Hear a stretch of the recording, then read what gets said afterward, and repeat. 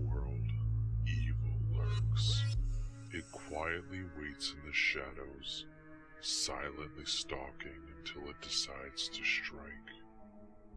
Evil hides among the crowd, pretending to be your friends, your colleagues, your neighbors.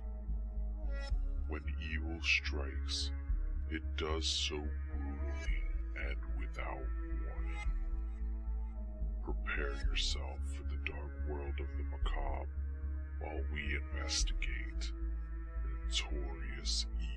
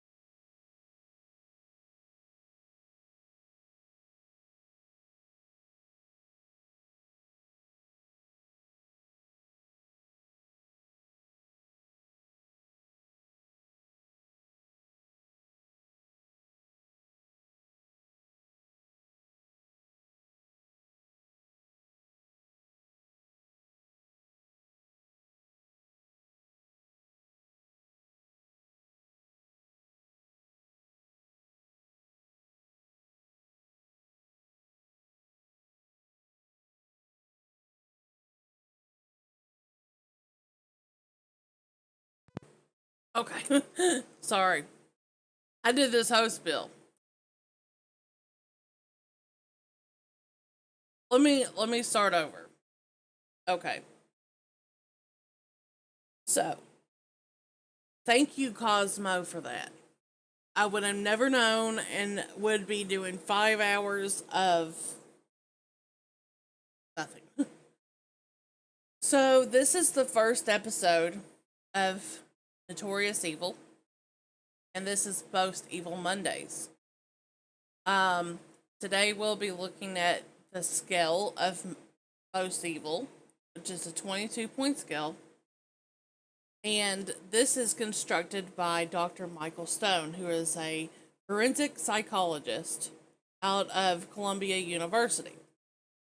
Now, this scale is kind of controversial because people don't believe that there are different variations of evil. When you commit a murder, people believe murder is murder, which justifiably so. But this breaks it down. What's the difference between somebody that kills in self defense and somebody that tortures their victim like BJ? huge difference. Not justifying their crime, but saying how evil that person actually is. We're going to be discussing that. We're also going to be discussing the legal system of determining if you're legally sane. And we also have 4 killers that we're going to talk about today. And 3 of them have been proven legally insane. So that means that they're released of all criminal responsibility. There will be a section after each topic for your comments and concerns to be read and answered. So let's get started.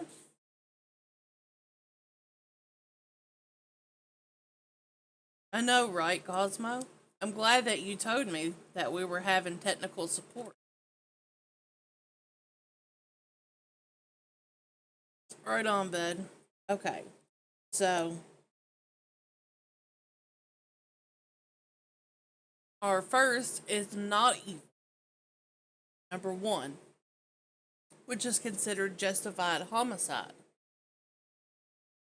Those that are killed in self defense do not show psychopathic features. An example of this is Cheryl Pearson.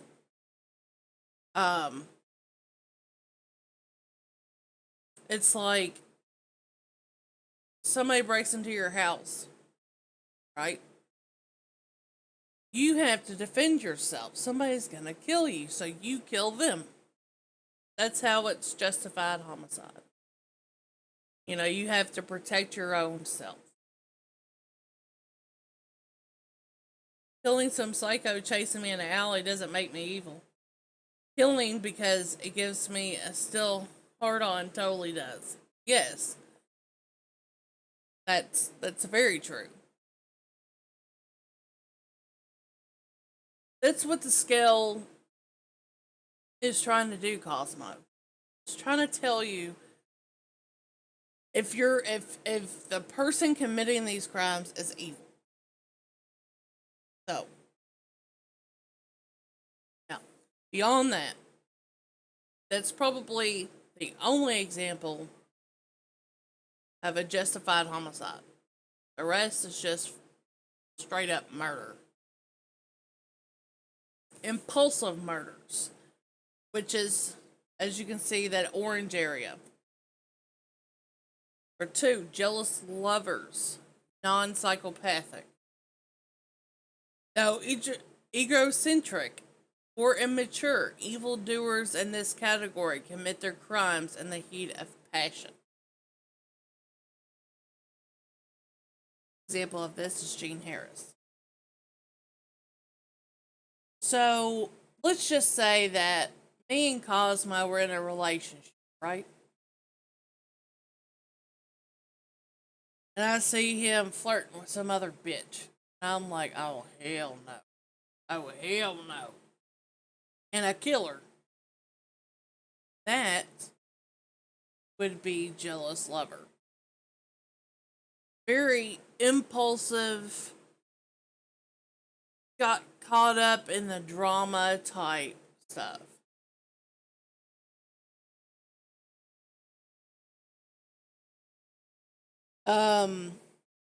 Willing companion is number 3. Still far from psychopathic, some have antisocial traits and aberrant personality. They're often driven by impulse.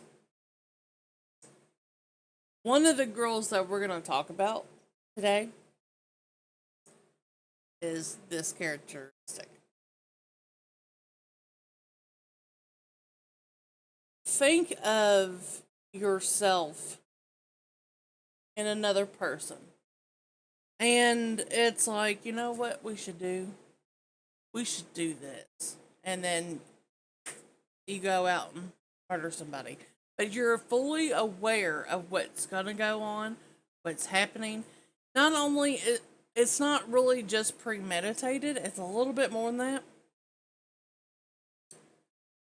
Uh, Cosmo, you're killing me. It's a little bit more.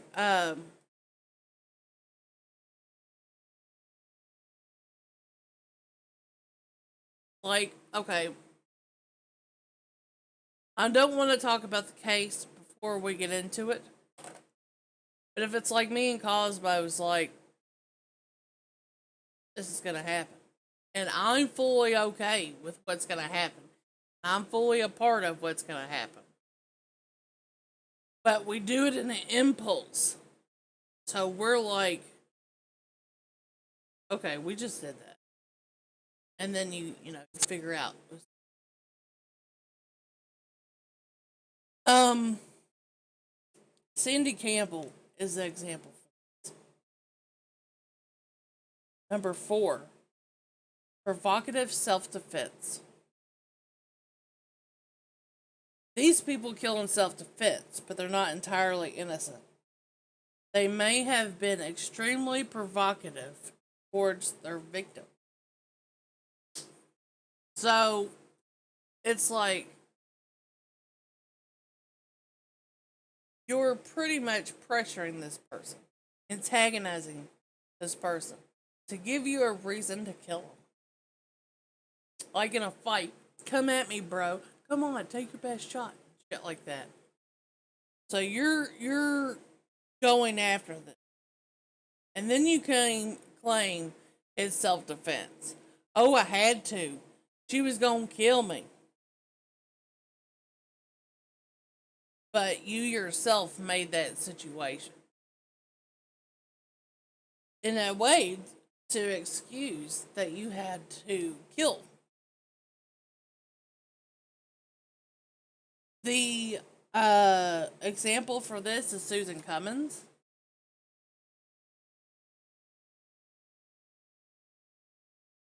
Number 5, desperate measures.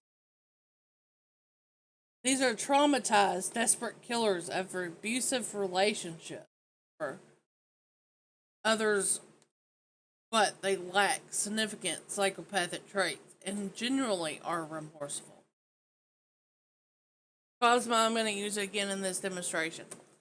Like, for example, if Cosmo was my father or brother and they beat on me, and I was like, you know what? I'm tired of this. And then I kill him to be free of that. But I still feel like shit because that was my father or my brother. But that was the only way I could be free, is what this is talking about. Which you kind of see that quite a bit. The example is Susan Weech. And by the way, all these killers that we are mentioning, we will get to eventually. We will actually do an episode on them. Hotheads. 6. We're getting closer to the psychopathic side. Killers who act in an impetuous moment, yet without psychopathic features. The example for this is Izzy Sagwa. Y'all know who. It's more of a one-time murder. It's like, oh, you pissed me off. You did. Like that. It's not premeditated at all. It's not really thought out. It's just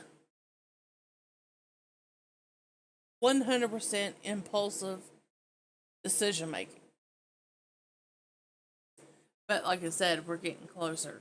As you can see on the scale, we're getting closer to the semi-psychopaths. So you might be crazy.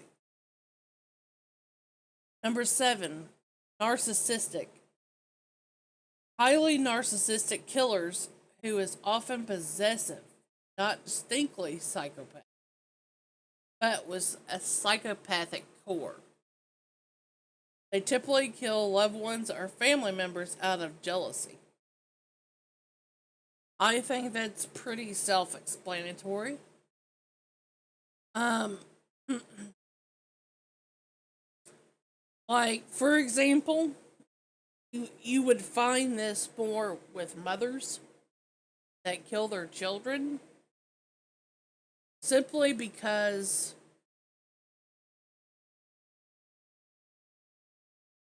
say, me and Cosmo were dating, married, something like that, and I have a baby,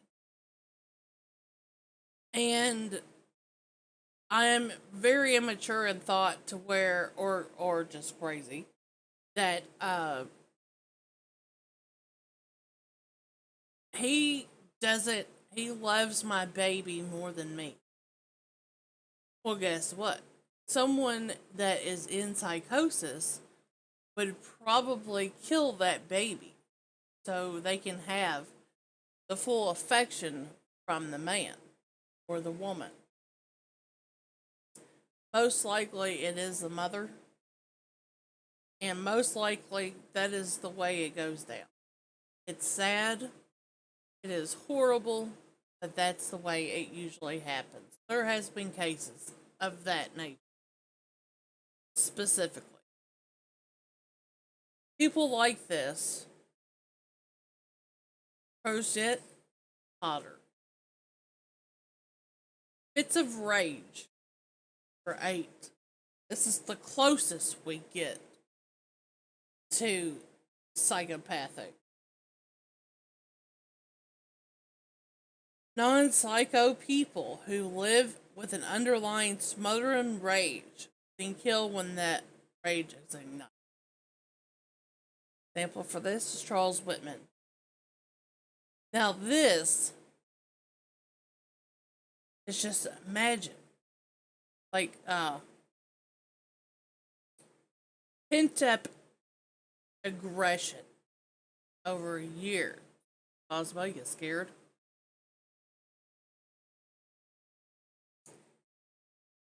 Pent up aggression over years. And just like, I can't take it. Start murdering people.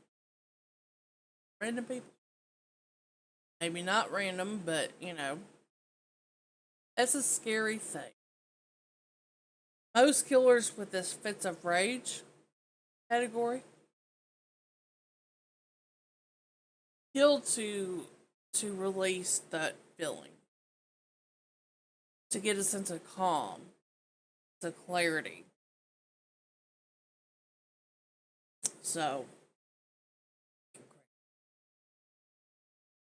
let's look at your comments before we go into semi-psychopaths.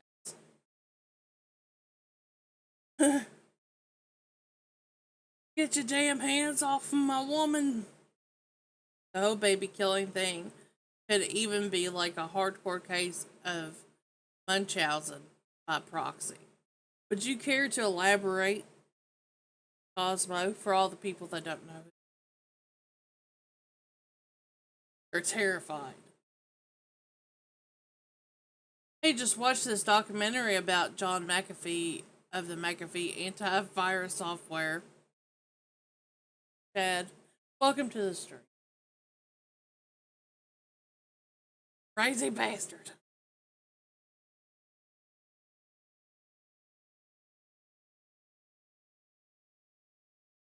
Right now, we're discussing the scale of evil, and we are going to semi-psychopaths.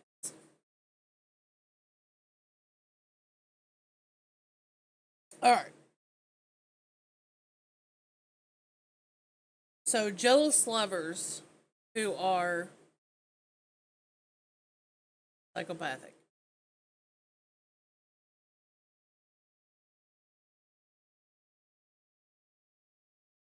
Would pay hookers, but maybe that's why his antivirus software is shit. Okay, I'm done. I'm done making jokes. We need to get back. The first portray of a psychopathic territory. These killers are jealous lovers, but with marked features. Speaking of psycho. Example of this is Paul Snyder.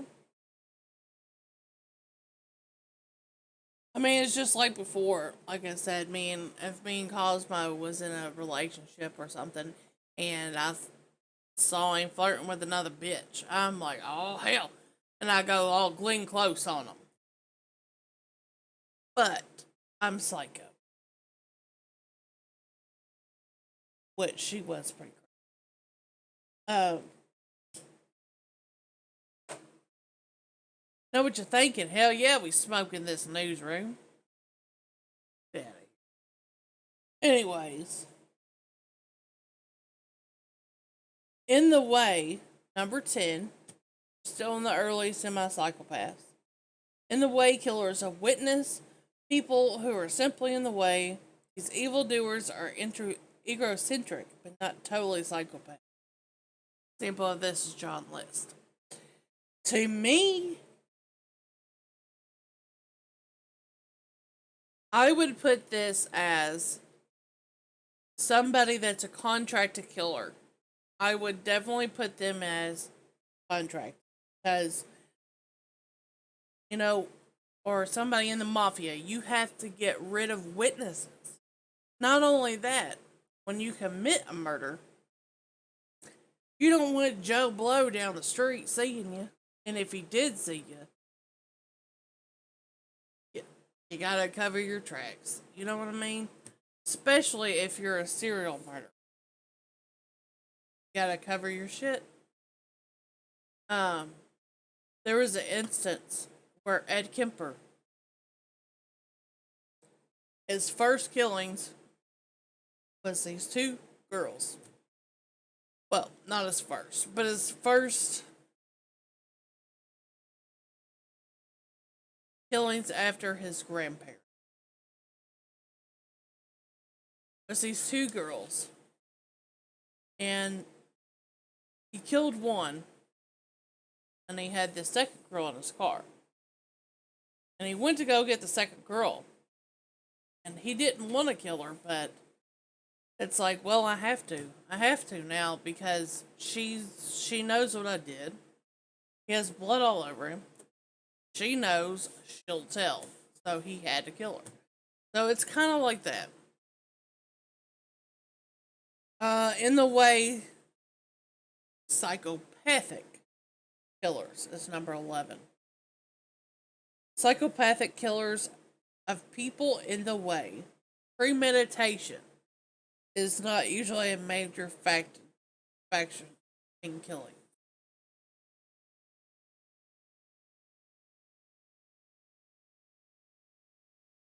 So, with this, it's like, well, you know what, bitch?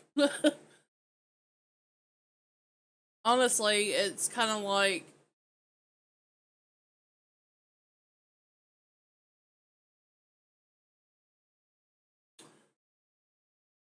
I would say if I am the murderer and I'm trying to go after Cosmo, and Chad is there in front of Cosmo.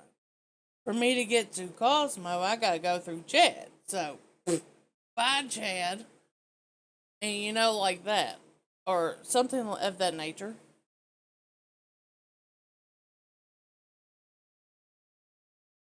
By the way, I will get to your comments after I finish Semi Psychopaths. We're almost there. 12. Power hungry and cornered. Power hungry psychopath who kill when they're cornered or placed in a situation they wouldn't be able to escape with their power intact. This is kind of, for lack of a better word, this is more for the cult leaders and things of that nature. Um, the example is Jim Jones. I think he was a cult leader. I'm not for sure. I haven't totally researched him, but I believe I wouldn't consider Charles Manson under this though. He's actually a little bit further up on the scale. 13, inadequate and rageful. Murders shortcomings that follow them throughout life, who also express psychopathic impulse and prone to rage. Example of this is Carla Faye Tucker. So, I would say this would be like everybody said I'm shit, I'm tired of being in the shadows, I'm tired of doing this, and then just like get pissed off and be powerful for once. You know, like something like that. Like like being bullied all your life and then now you're the bully, so now you feel good. Stuff like that. But you're psycho. Schemers, number 14. Ruthlessly self centered and psychopathic. Schemers stop at nothing to deceive, con, and example of this is Sente Jimenez. It it's I wouldn't say it's gang territory because like alright. Somebody that would fit under this is Dorothea Puente. Now I don't know if you ever heard of Dorothea, but she was the old lady that had like a bed and breakfast place for elderly people. It's like, you know what, you can pay, you can stay here, stuff like that. And she would kill them eventually, and she would be collecting their life insurance and their social security income. She would just bury them in the yard. That's her.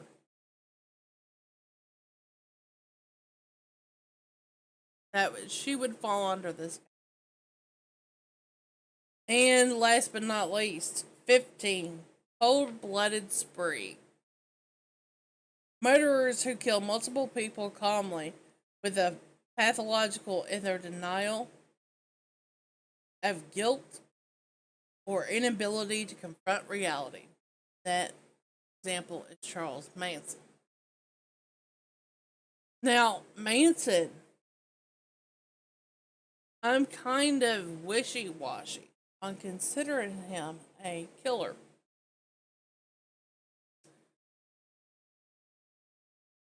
He was a cult leader that convinced people. Did he actually swing an axe himself? No, not that we know of. Convincing someone and actually doing it is totally different. But at the same time, you have Hitler, you have Vlad Tepes, Dracula. These people were political that convinced their armies to do all this genocide.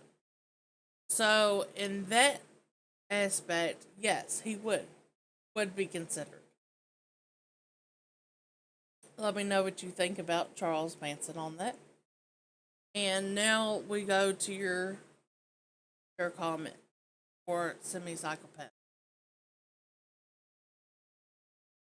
So basically, Munchausen by proxy is someone inducing or exaggerating mental or physical health issues in someone in their care so they can feed on the sympathy they get from others. Oh.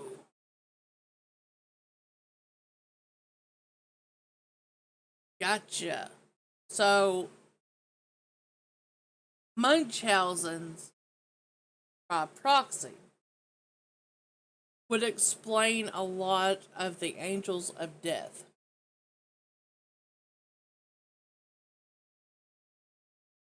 Because, like, you hear these stories of these women nurses who will induce symptoms, get praise. And there's this one killer in particular. I can't remember her name for the life of me. But that's what she would do. I think it was like she would use infantile babies, and she would be like, give them insulin or something, bring them out of a coma or something. And she was rewarded with all these high praise that she's a lifesaver and stuff like that. But when the praise stopped, she couldn't control herself, and some of the babies died as a Hannibal Lecter's. Wasn't it John Wayne Gacy that went to school to learn to be a mortician and ended up crawling into a 19-year-old boy's coffin with him and sleeping for the night? Uh, Chad? I don't know. Honestly, don't know about that.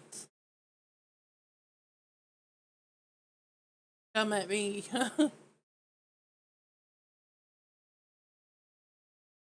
don't think so. I don't know. But we will look into that when we do John Wayne Gacy.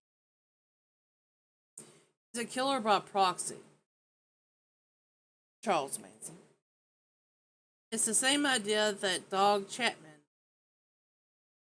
murder charge in Colorado, even though he didn't actually kill anyone. I take that back. It wasn't Colorado. It was Texas. Really? So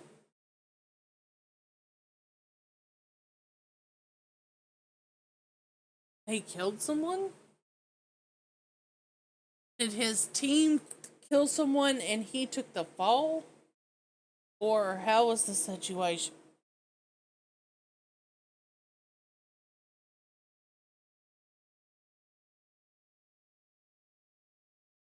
But in essence, like I said, if you consider Hitler a murderer for the mass genocide he created because his soldiers did his bidding, his horrible evil acts, then yeah, I can see how Charles Manson is a murderer. Yes, Dog Chapman was riding shotgun with a friend who killed him. So he's guilty by default for being an accessory. Okay. Due to a law in Texas at the time, he was equally guilty of the crime. Yeah. That sucks. Because also in Texas, they kill you.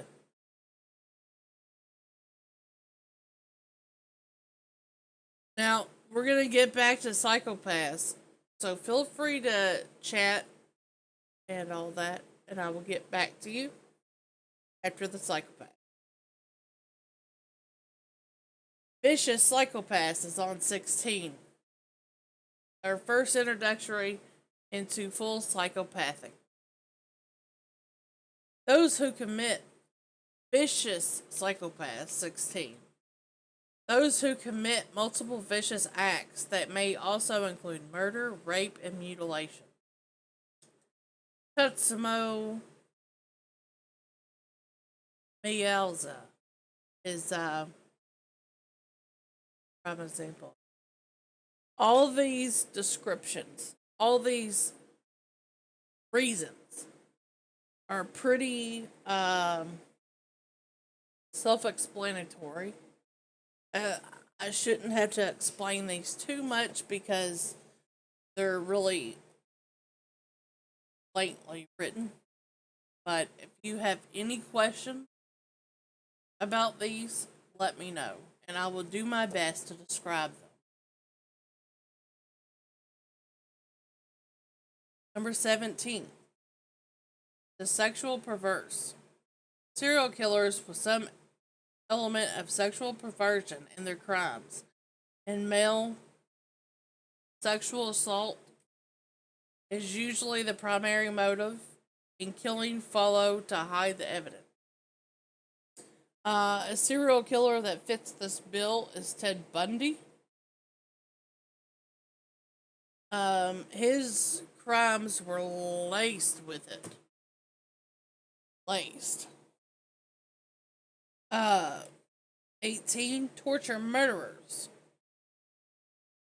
Though psychotic, they don't typically prolong their torture. Murder, not torture, is their primary motive. Perfect example for this is Gary Ridgway, the Green River Killer.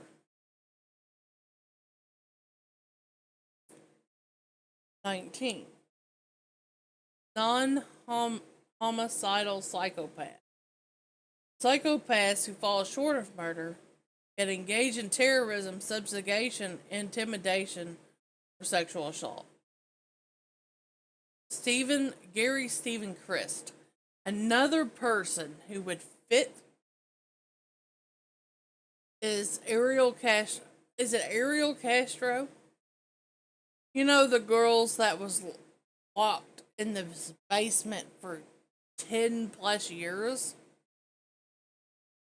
And one of them was named Amanda Berry. And he was like, they would father his children. They would be chained to the wall in a pole for years on end, so it stunted their growth. He was just diabolical. I don't think anybody ever died, but he held these girls captive for years. And it just became like almost a way of life. But as soon as they were able to get free, they did. You know that song, Dead Get Away? Dead Get Away? That's about him.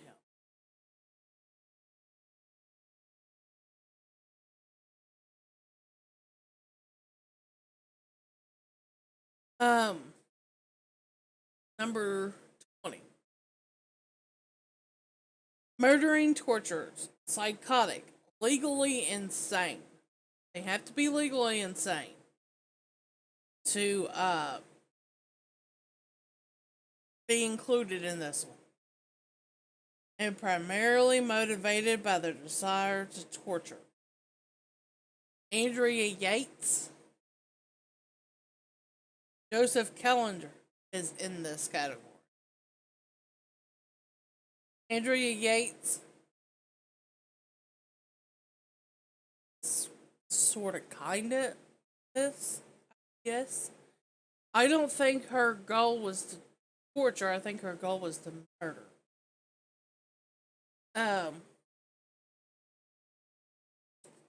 Number 21, pure torturers. Not all torturers murder. These psychopaths, evaluated to be in touch with reality, are preoccupied with torture in the extreme, but never convicted of murder. Cameron Hooker, an example. So, they never murder, ever, but their intent is to make you suffer. That's really fucked up. And on this scale, it is looked at, was this person under psychosis? Was this person in touch with reality of what they were doing? That determines the higher to the lower of the scale on any of this. Last but not least, 22. Psychopathic torture murderers. Defined by primary motive to inflict prolonged diabolical torture. Most in this category are male serial killers. Who do you think's in number 22? Jeffrey Dahmer. Dude's a nut.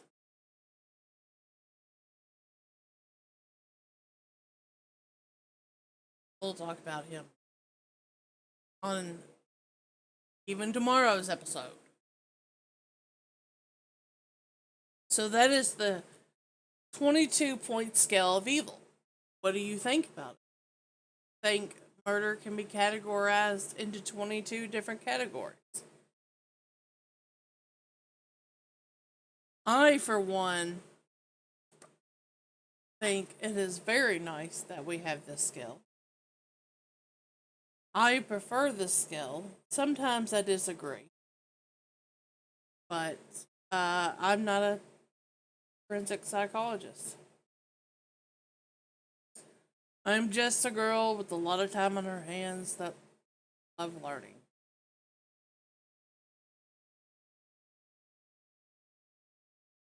Gotta have them huge testicles. Cause we eat with this dude every day, every day. We eat ribs with this dude. Didn't have a clue. Those girls were in that house. Then please help me get out. Yeah, that's my singing day. That wasn't real singing. Okay. So, legal insanity. Legal insanity. Does anybody know what it takes to be considered legal insane?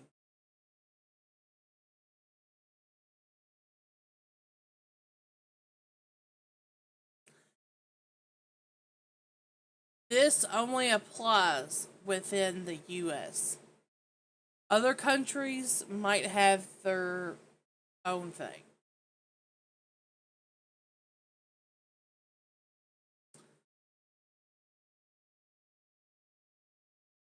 What's up, Lord Shane?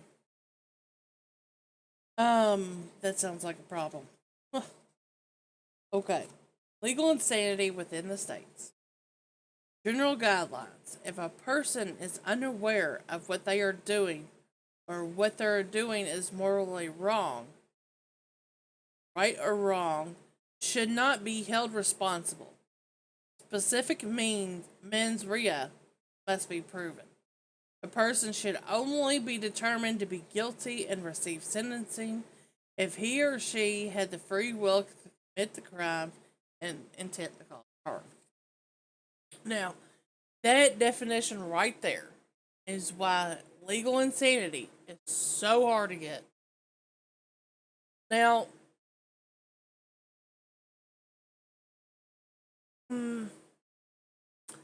it seems to be more apparent in younger people. Honestly, to save them, to save them from not only ruin their lives forever, but sitting in a jail cell forever because they are so young. Look at maybe they need mental health help, in a psychiatric unit, or I think 25 to life is too much for a 13-year-old. So they kind of let them slide on insanity. It seems. Legal insanity is determined a number of ways.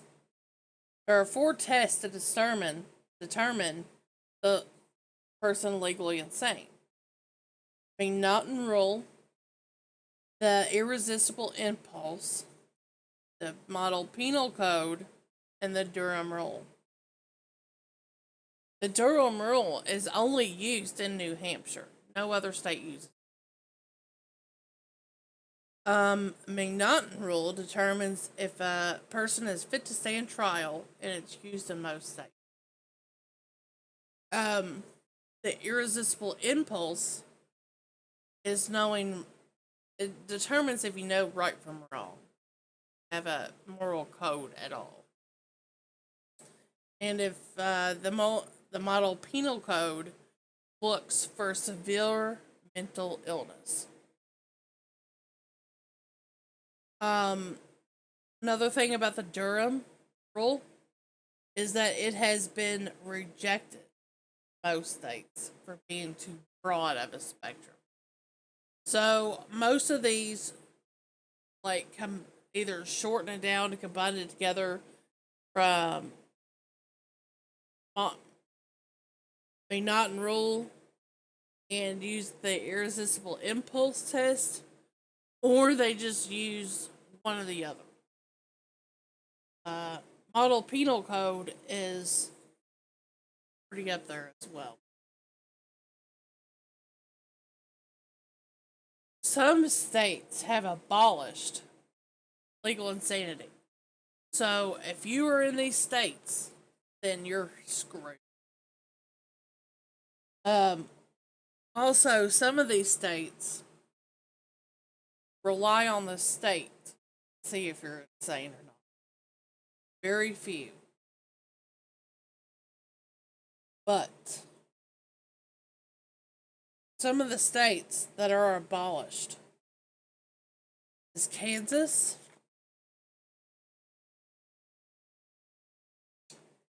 Montana,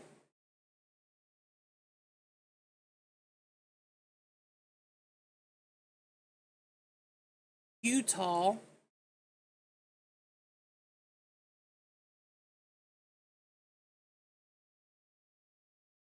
and that's it. So Kansas, Montana, and Utah are abolished. So what that means is you are still guilty, still have criminal responsibility, but you are insane or you have some mental illness. It does not, however, remove any responsibility you have to the crime at all.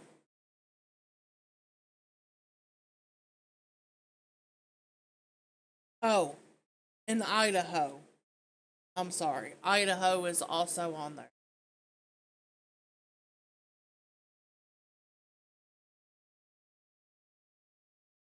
So now that we have discussed the insanity, what it takes for you to be considered insane. Let's let's talk about some of the people that we have on the block. We're going to start with Amelia Dreyer. Amelia Dreyer was born Wednesday, November 30th, 1836, in Pallmarsh, Bristol, England, United Kingdom. Uh, Victorian England's most notorious baby farm killer and responsible for the deaths of 400 infants. She was tried and found guilty from a jury, only in 4 minutes of deliberation. She was only found guilty of 7 murders. Dyer was then executed by hanging in 1896 London. So,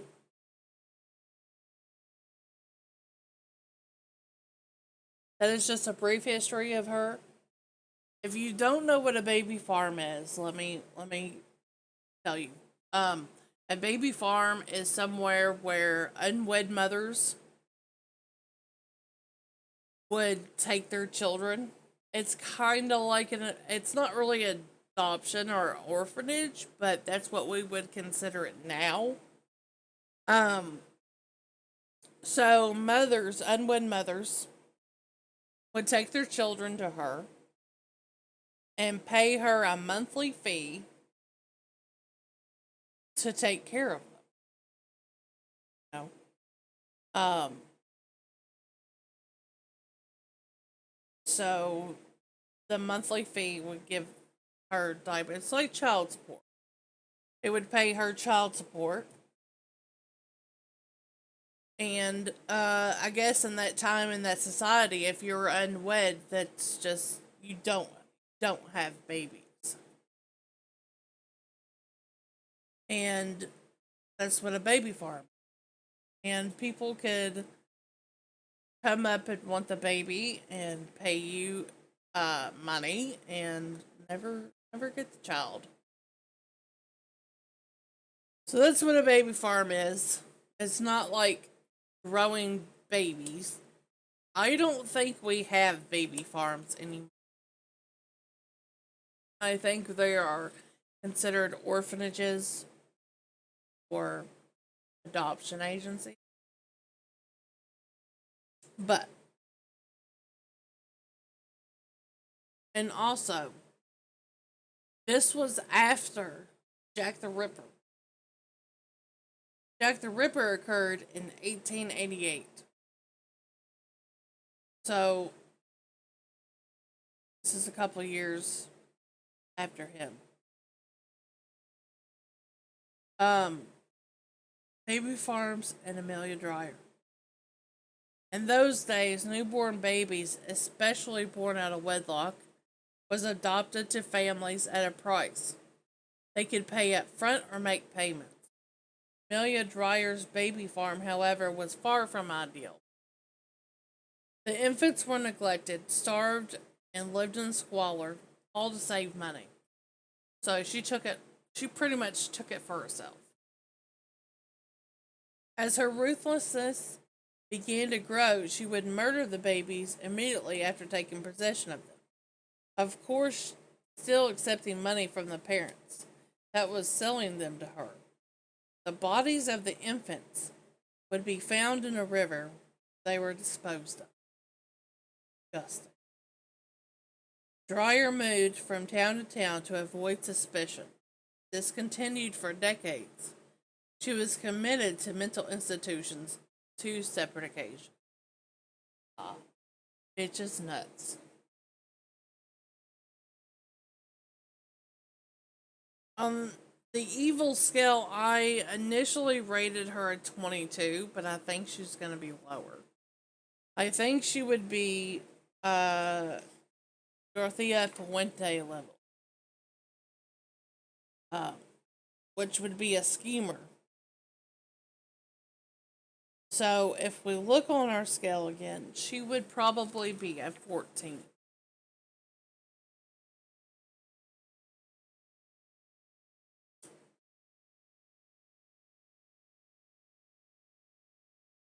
Which it's like, holy crap. Like, how could you? You would have to be some kind of a monster to kill babies for the money. Like, wouldn't you be suspicious?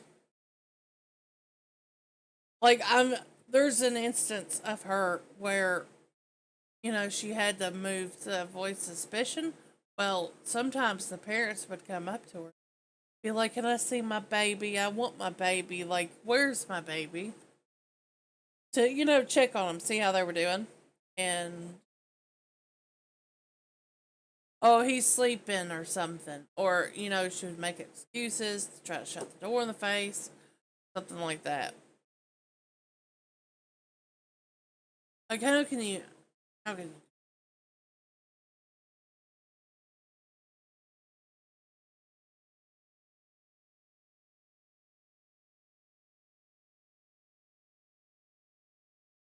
So, does anybody have any comments about Amelia Dreyer or concerns, questions? Evil bitch.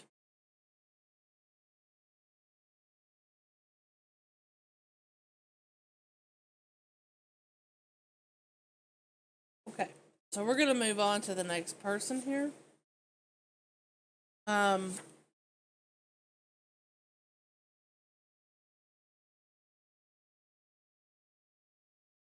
I gotta take her.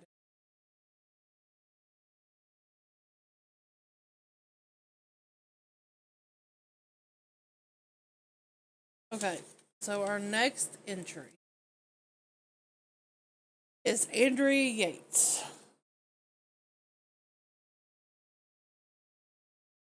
Boom. So Andrea Yates was born July 2nd, 1964.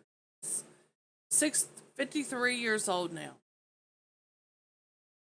She's from Passville, Texas.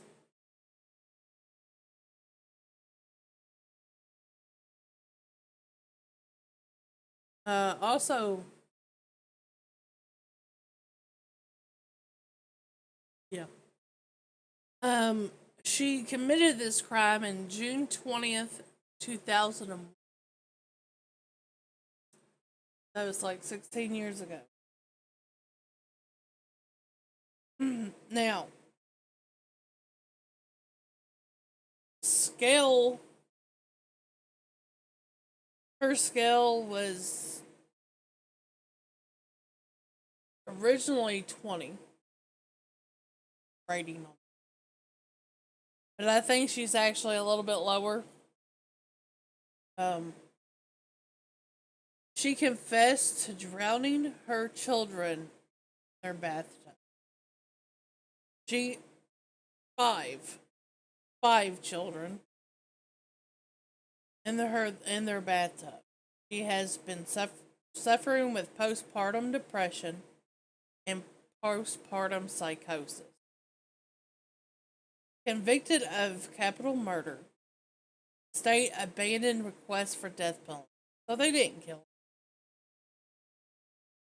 She was found not guilty by reason of insanity and was committed to a mental hospital. So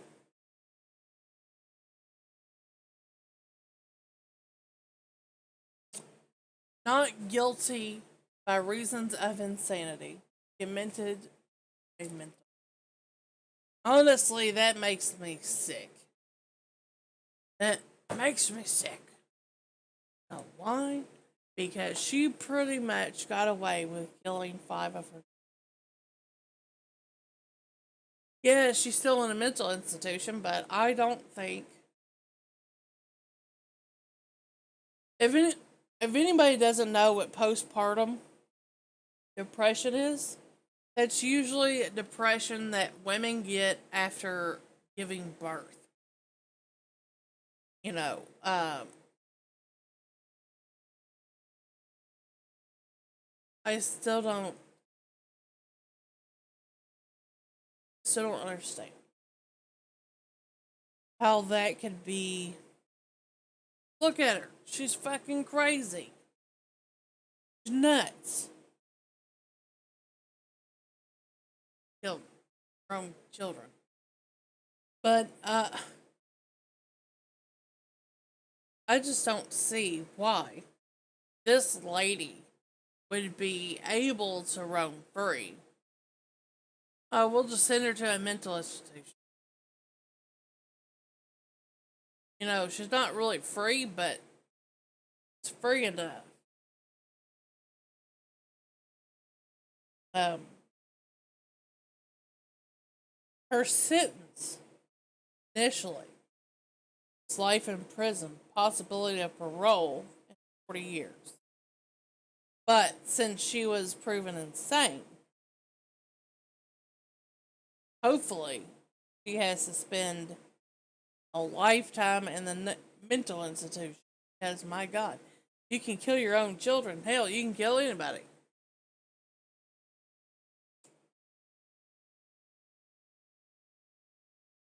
That woman's sick.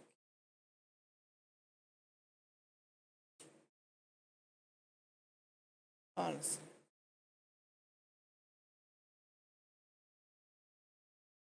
So, she was in Texas.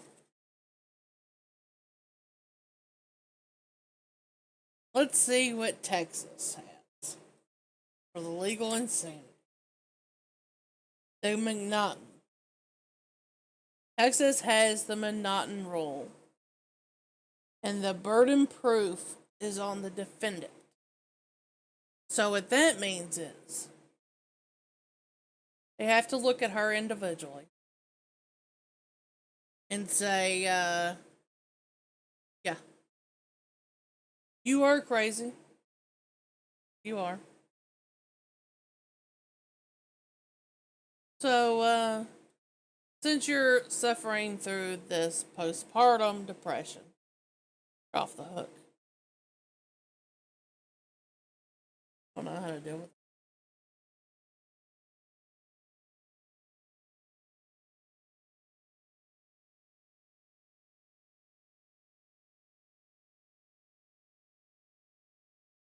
All right. So, we're going to mix it up a little bit. We're going to go to Eileen Warnos.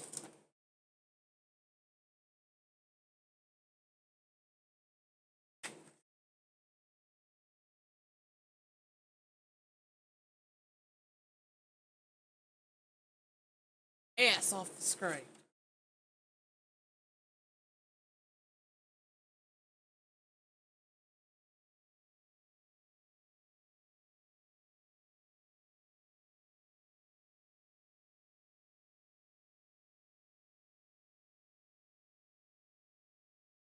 I still have to look at that Chad to see if he was the one that tried to learn to be a mortician. By the way, that's kind of bothering me. I gotta look that for my own knowledge of. So we're gonna talk about Miss Eileen Warnos.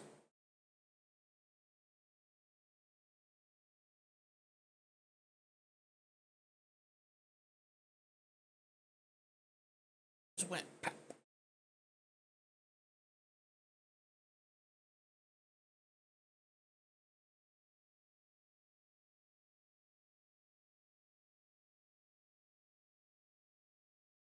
Good.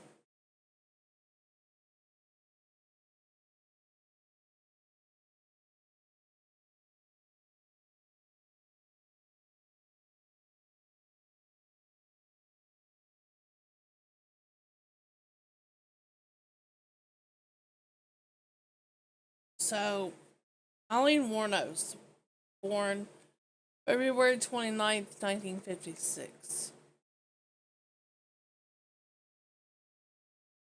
Um, it was in Florida, but she was born Rochester, Michigan, United States. She was tried and her crime committed as a Florida.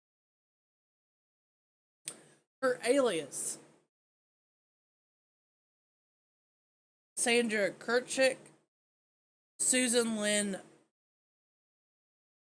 Blogovic, Lee Blogovic, Tammy Marsh Green, Lori Christian Grody. But her birth name is Eileen Carol Warner. Some of these sound like they're made up. Susan Lynn Blokovic. Blokovic. Lee Blokovic. Ah. Yeah. Those sound made up. So, some of these of hers can be a little graphic. Um, November 3rd. Oh, she was a female serial killer in Florida between 1989 and 1990, killing 7 men in self defense. She was a hitchhiking hooker and stated all the men tried to rape her, and their deaths was her trying to defend herself. She was found guilty of 6 murders and was sentenced to death, and died in 2002 of lethal injection. She was not found insane. I think she somewhat should have been, because this girl is. I know I say that about everybody, but this girl is really nuts. Damn it!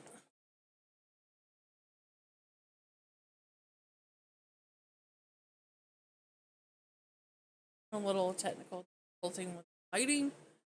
Um. So she at first claimed it was self defense. But after, like, she spent, I don't know, so many years in prison, her date of execution was coming up. So she called in this documentary team. And they made a documentary called Selling of a Serial Killer. And they were talking to her. She wanted to clear her name, admit and confess to everything. She confessed to all 7 murders that she previously said was in self defense. She admitted it was cold blooded murder. Cold blood. And her lengthy statement and graphic statement about being a prostitute and these guys using her, trying to kill her,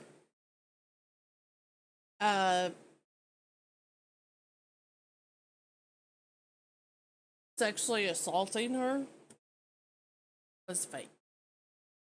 I mean, it was lengthy. Very, very graphic. I can't repeat what she said. If you want to look up what she says, go to YouTube and put in Eileen Warnos on the stand. Put in that.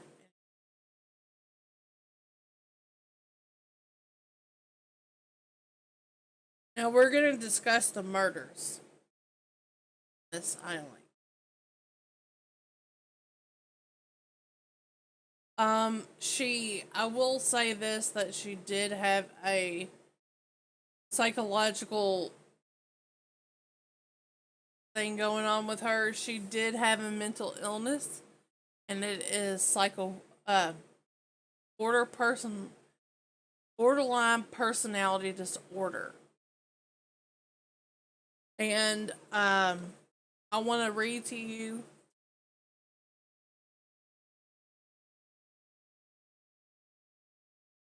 a couple things before we get fully engrossed in the killings. Now, I want to explain to you that just because you have some of these doesn't mean you're a serial killer or you're insane. Not totally. Borderline personality is kind of common in a way. Okay.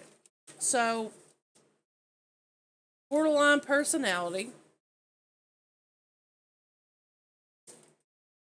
Some of the signs and the symptoms of this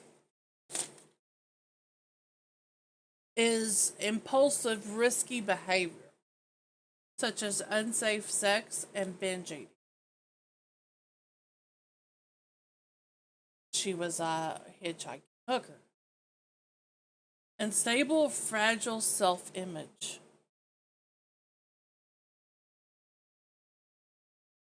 Up and down moods, as often as a reaction or interpersonal stress.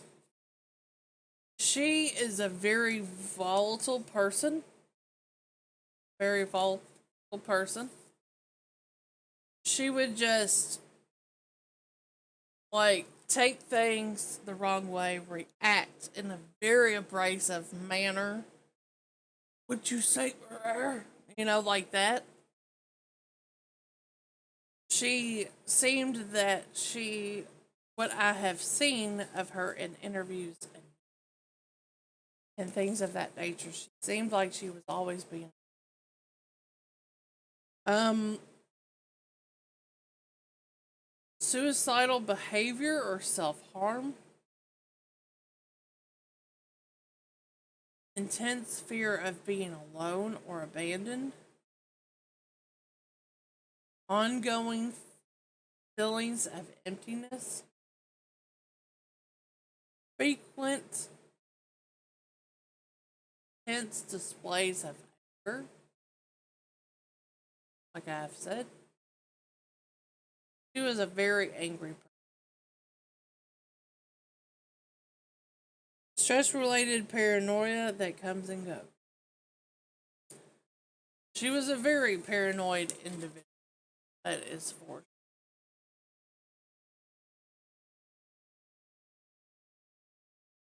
But she also had a reason to be. She committed 7 murders.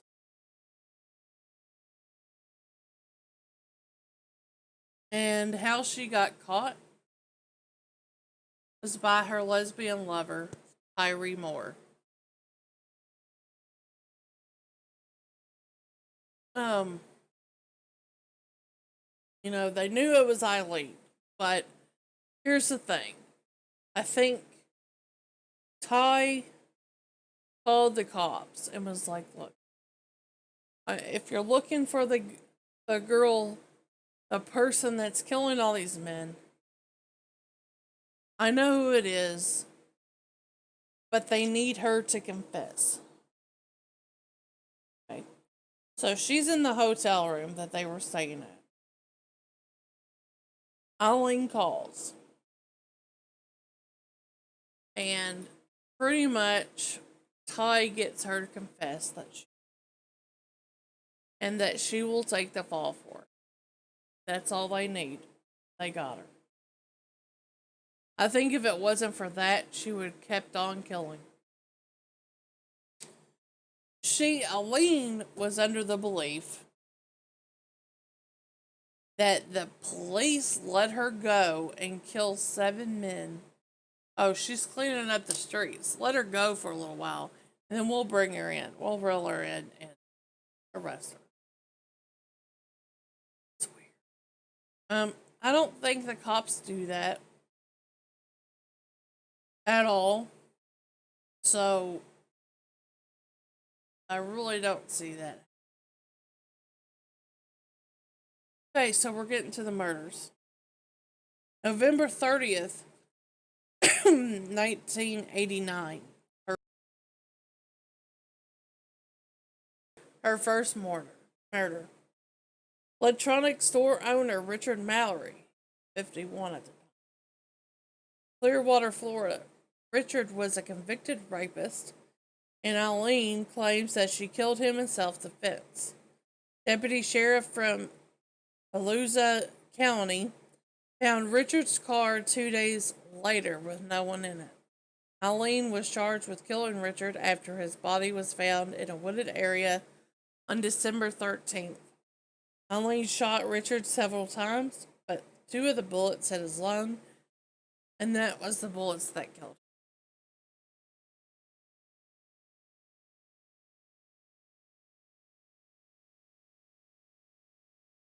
So,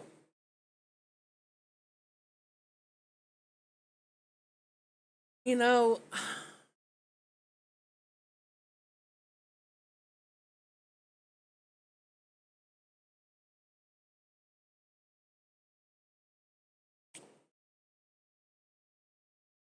I think that was almost easy pickings. I don't know if she knew he was a rapist beforehand. Here's a problem. Here's a problem with Eileen. This is why her self defense plea did not work. You got this hitchhiking hooker, for one. She's a hooker. Brings in these various men, right? If you're a hooker, you're probably going to run into some trouble, right? Probably going to run into somebody that's going to rough you up and or hurt you in various ways. But the thing about this is, she claimed that all 7 murders was self-defense. That's not believable. I'm sorry, but it's not. And if you killed once and said that, well, he tried to hurt me and this and that, and I had to kill him, okay. From then on, you are probably gonna be believable, especially if your first murder and only murder was Richard Mallory, who was a convicted rapist. That makes so much sense that he would do that to you. And you should be able to be found not guilty. And you would probably be a 1 on the most evil scale. Justified homicide. Unfortunately for Eileen, 7 times is not believable to be self-defense. It's not. She has admitted that she killed them and robbed them. She wasn't in the killing biz. She was in the robbing biz. And just because she has numbers of 7, that makes her a serial killer. It does. Now, she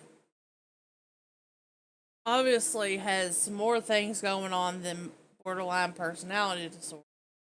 She is probably sociopathic as well, because no emotions. You know, if you have a mental disorder, that is understandable why that you're not so not really caring, but how you would not care if you killed somebody, okay? But on the same level, you would have some sort of feelings, right? You would think you're not a total monster. I mean, you have something in you, right? She was not proven insane, which I think she should have been. If you have listened to her death row statement, and I quote, I'm going to be beamed up on the mothership like Independence Day. I'll be back. I'll be back.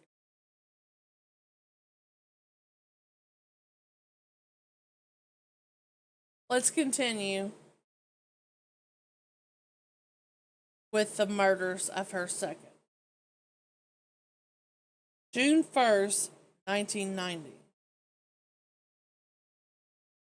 Construction worker David Spears, age 43, in Winter Garden, Florida.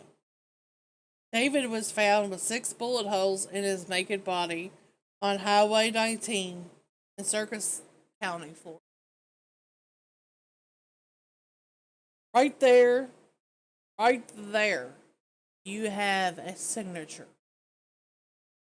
6 bullets fired into Richard Mallory and 6 bullets into David Spears. There's a connection. Hey, fire off 7 or 8. Boom. Yeah, there's a serious lack of empathy with her, it seems like. Oh, yeah. Oh, yeah. Like, I would feel, if I was her, I was me in her predicament, I would have felt like shit. Rapist or not, I would have felt like shit because I just took somebody's life. You know what I mean? Like, that's how a normal person should feel. Ultimate guilt. I mean, for you to even do it's one thing. You to not be like, yeah, I killed him.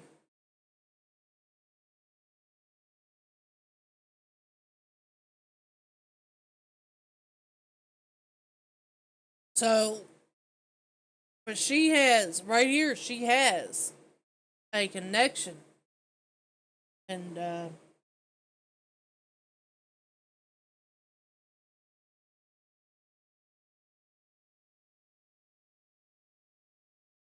May 31st, part time rodeo worker Charles Scar Scar Acton, age 40 in Florida. Charles's dead body was found on June 6, 1990, in Pasco County, Florida, with 9 bullet holes from a small caliber gun. It's still a signature, though she added 3 bullet holes, does not really save her because the previous 6 bullet holes, 6 bullet, 9. It's still a pattern. It's still a clear indication that this is your person. And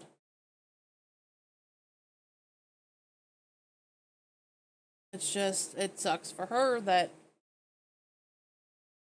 she didn't clean up very well. June 19th, June 1990, retired merchant seaman Peter Sims, age 65 and 4. Peter left Jupiter, Florida, and was heading to New Jersey after devoting a huge chunk of his time to Christian outreach ministry. Peter's car was found on July 4th, 1990, in Orange Springs, Florida. Peter nowhere to be found. Witnesses saw Eileen and Tyra leaving the car, and Eileen's palm print was later found on the inside of the door handle.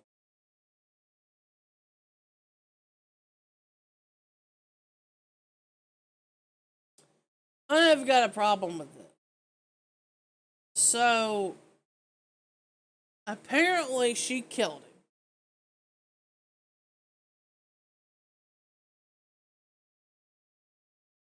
A month later,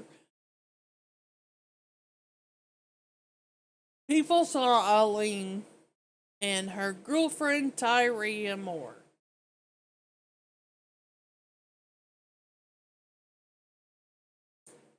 leaving said car.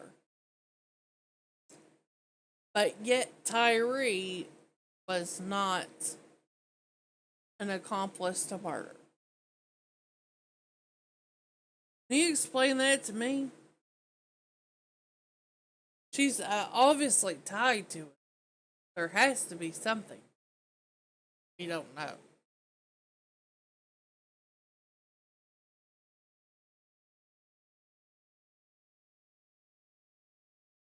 July 31st, 1990. Sausage, sausage salesman Troy Burris, age 50, from Ocala, Florida. Troy was reported missing on July 31st, 1990. His body was found on August 4th, 1990, with 2 bullet holes along State Road 19 in Marion County, Florida, in a wooded area. Signature.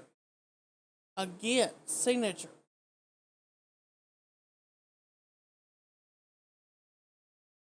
Although she's doing less shooting, she's using less and less bullets. She's getting better at it.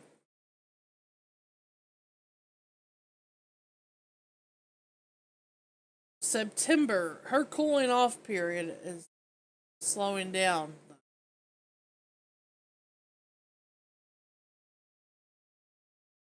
It's getting more rapid.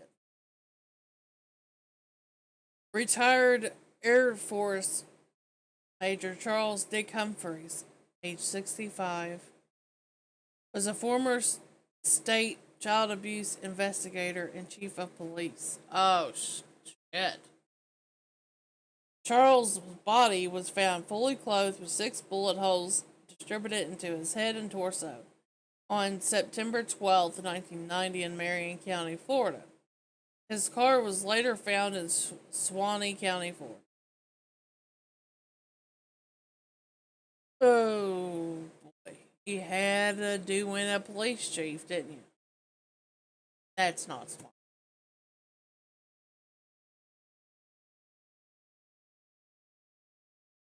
I wonder if it was a prostitute. No. Couldn't have been a prostitute sting operation.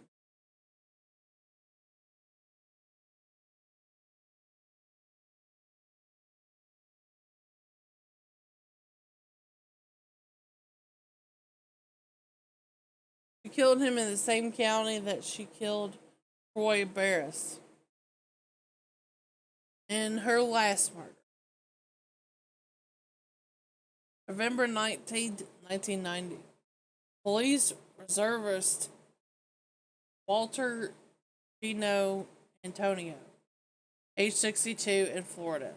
Gino's almost naked body that was shot 4 times and found in the Dixie County, Florida, along a remote logging road. Police found Gino's car in Brevard County, Florida, 5 days after his body.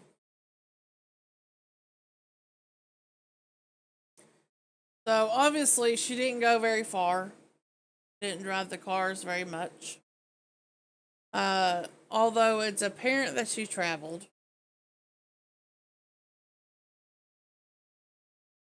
Um, she didn't go very far. She didn't. Her cooling off period was June. Let's see. Her first murder occurred in November 30th of 89. Then she didn't do another one until June 90. That's a whole lot of time. In May. Then we start getting into June, July. So she skipped a month, went to September, November. I mean, it was starting to get pretty routine for her to get a victim, which is okay. So also, I want to discuss with you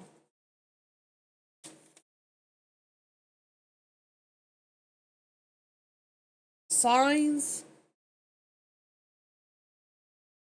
and red flags of serial killers. Now, these should pertain to Eileen Wuornos as well as her uh, personality disorder. Antisocial behavior. Psychopaths have a strong tendency towards antisocial behavior. Watch for extremely antisocial children.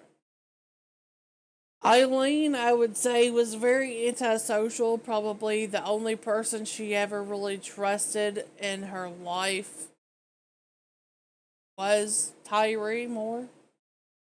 And of course, she had her adopted mother.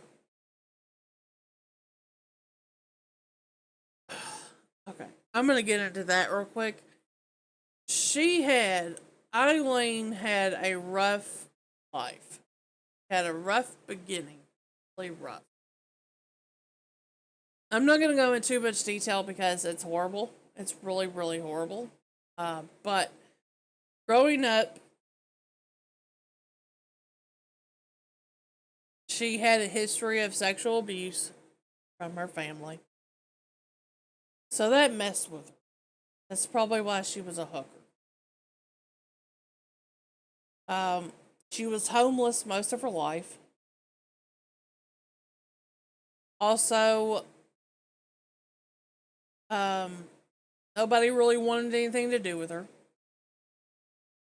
She was looked at as being disgusting, gross, all this sorts of things. Um,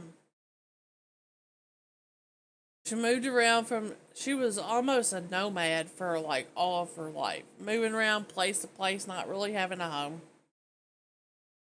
She met Tyree Moore, started settling down with her, committed these murders, went to jail, and she got a crackpot lawyer named Steve, who was the most unprofessional thing I've ever seen in my life. There was a documentary, her and Steve, and he's sitting there smoking doobies, wearing Hawaiian shirts, playing music and stuff. Yeah, that's the person I want to try to get me off of 7 charges of murder. Not only that, while she was in jail, this woman saw her in the paper and was like, she needs love. She needs all kinds of love. Which what you mean? She goes and adopts her. She adopts Eileen Warnos, which they know as Lee. They call affectionately as Lee. And I think it was a scam. I think it was a scam between the lawyer and the woman. That any. Okay. This is why I think it's a scam, and I'm going to tell you this straight up.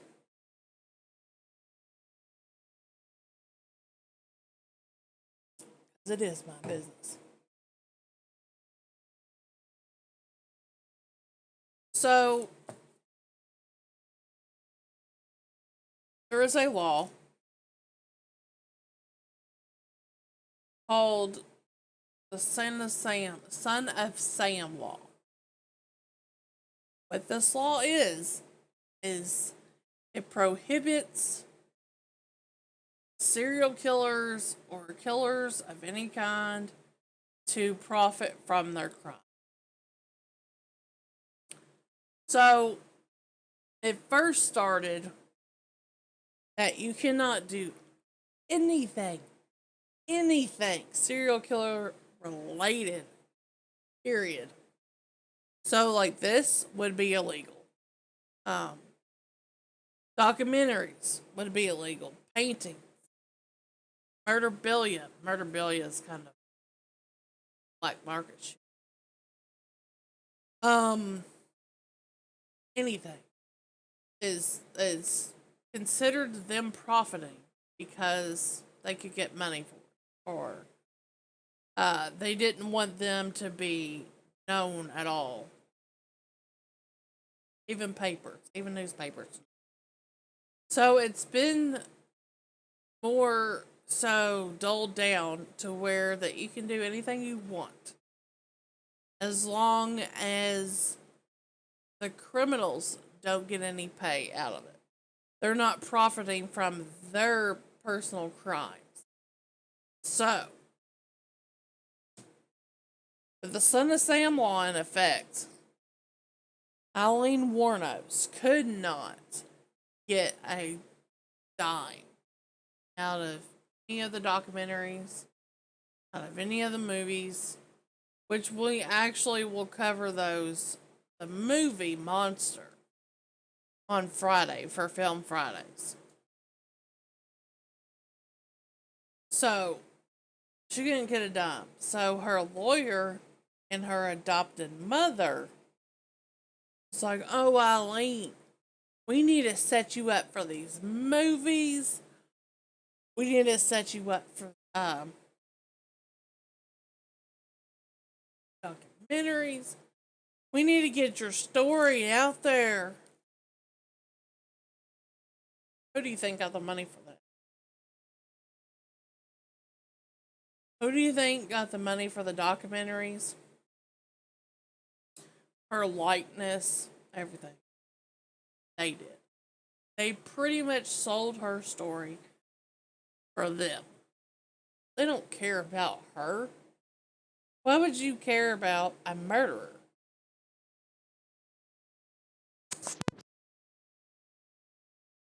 Who you've never met before in your life. But you find out about her. You find out about her and suddenly care about her when she's behind bars. Crooks. They are crooks. I'm not saying she's any better, but I mean, that's just awful. That is awful. And that's, some of me feels bad for her for that because she's been taken advantage of. Okay, so let's go on to signs and red flags of serial killers before I go on another tangent. Arson. Many serial killers start as arsonists. Arson is a psychologically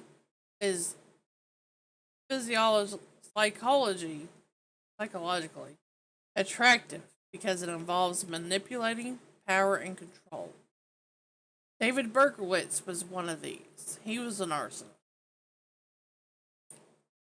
Torturing of small animals. This is one of the strongest warning signs. Children who tortures or kill small animals like squirrels, birds, cats, and dogs without showing remorse are highly likely to be sociopaths. Jeffrey Dahmer was one of these. Okay, so here's the thing. If you kill animals, what's to say you're not going to kill humans? Because it's the same.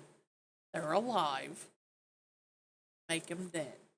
Not only that, but they're a living being that mostly has the same stuff we do. So if you can cut up a live specimen and kill them, what's stopping you from a human? You know what I mean? It's just a degree lower. And plus, it's fucking sick. I mean, how could you? Poor family life. Many serial killers have a poor family life, whether it's neglect, abuse,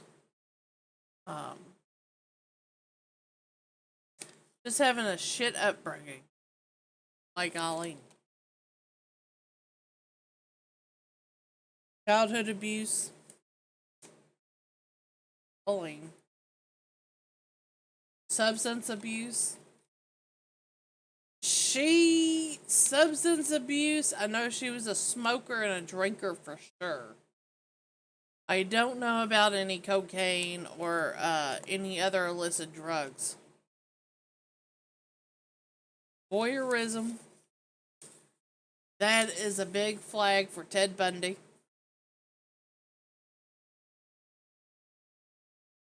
Intelligence, that would be,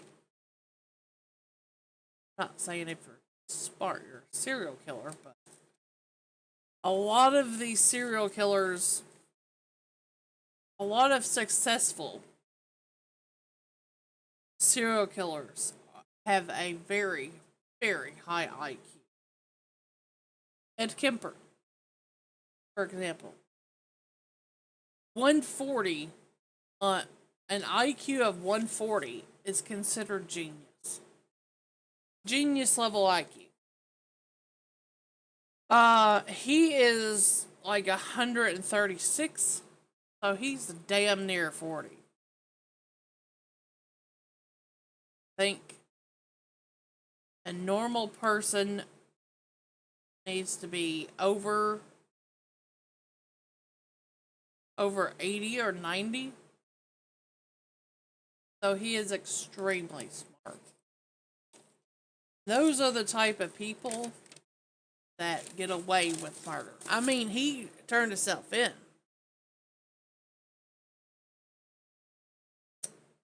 Humans are indeed the most dangerous game. Yeah, because we communicate with each other. What are we talking about? We were discussing serial killers.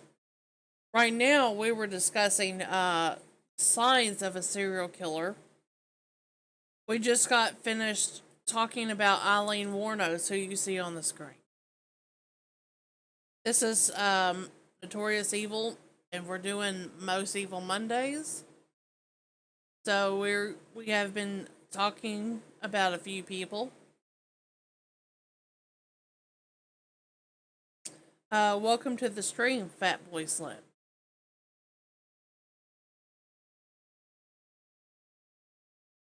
I think it's time for us to go to one of our last people of the night. You might have heard of her.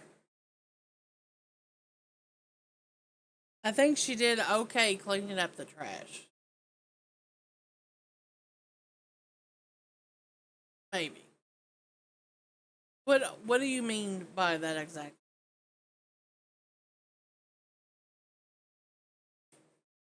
Yay, ads! Is that new Jack? Is that new Jack in here? Welcome, Jack. We have just discussed a few serial killers like Eileen Warnos, Amelia Dreyer, and Andrea Yates. Killed Marks. Well, some of them men may have been rapists or killers themselves. One was a rapist, yes. How many more pieces? Oh, okay. I know what you're talking about, Jack. So, I did a little experiment last night. You can't see this. Yes, you can. Alright. So, I did a little experiment. We all know about astrological signs, right? We all know about that. So, out of 45, killers, Pisces had 6. 6 of these serial killers were Pisces. That's not the highest. You see your sign on this list, that doesn't mean that you're a psychopath. That doesn't mean you're a crazy killer. But most serial killers on this list might be your sign, so you might need to look in deep. There was 3 out of 45 Leos, 4 out of 45 Scorpios, which is who you expect to see. 4 out of 45 Libras, 5 out of 45 Geminis, Cosmo.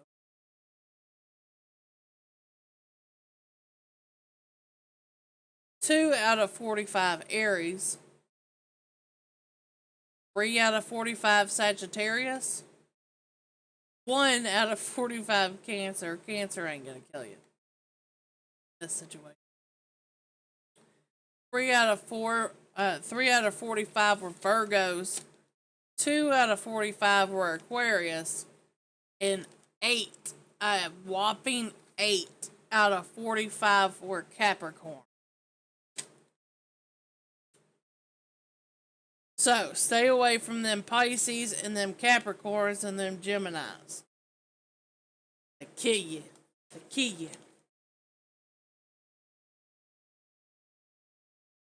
So that is your answer, Jack. 6 for Pisces.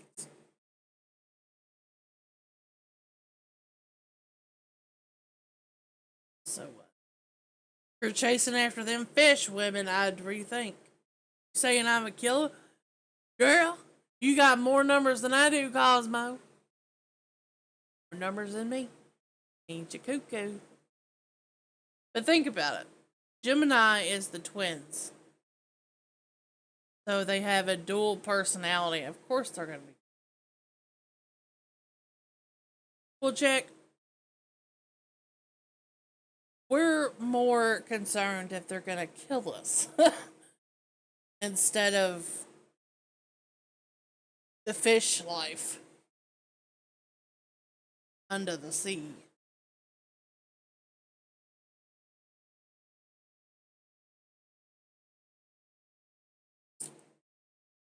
That's because Libra and Scorpios don't get caught.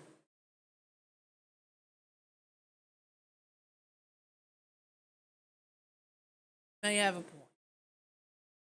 May have a point. There aren't very many Scorpio killers that have been caught. But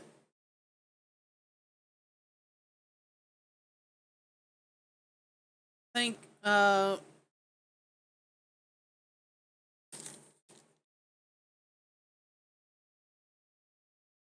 only let's see if you know this. Here's the people that are Pisces. Richard Ramirez.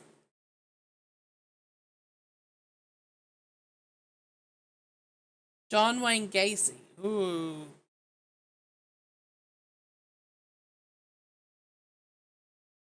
Teresa Knorr. Eileen Warnos. Oh shit. That bitch is a Pisces.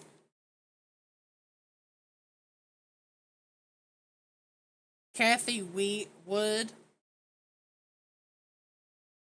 Randy Kraft. Those are more unknown people.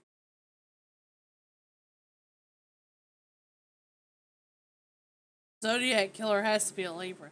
Is it because he didn't get caught? I do. Who? Jack, I'm honestly convinced this is Eileen Warnos. You do her. I am honestly convinced that you would do anything that walks. Not to be rude, but I think you would. Because you would do everybody. Let's see, Libras. Hell yeah. Who is a Libra? Charlene Gallagher. She's more unknown. She's not in the top known category. Let's see. Oh. Andre Chikakillo. He is a crazy bastard. Just look. You can look at the guy's face and tell he's insane. He's a cannibal too. Like eating them eggs. Pedro Lopez, another big murderer. Like over 200 to 300 people. He's a sick bastard. Beverly Alowit,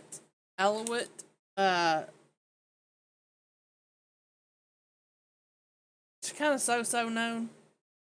Bertha Gifford. God, Bertha. Bertha, Jack, Bertha. Oh, shit.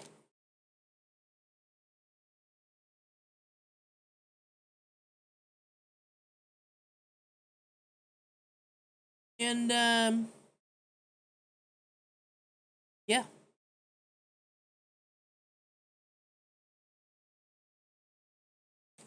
There's not as many Leos as I expected.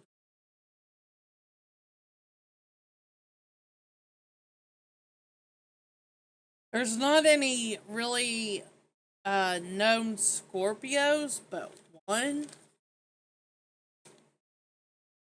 But yeah, Capricorn fucking over this place. I mean, they are like littering this paper. But not all are famous murderers, so we're gonna leave it at that. Now, let's discuss Morgan Dreyer. I mean, fuck. Morgan Geyser.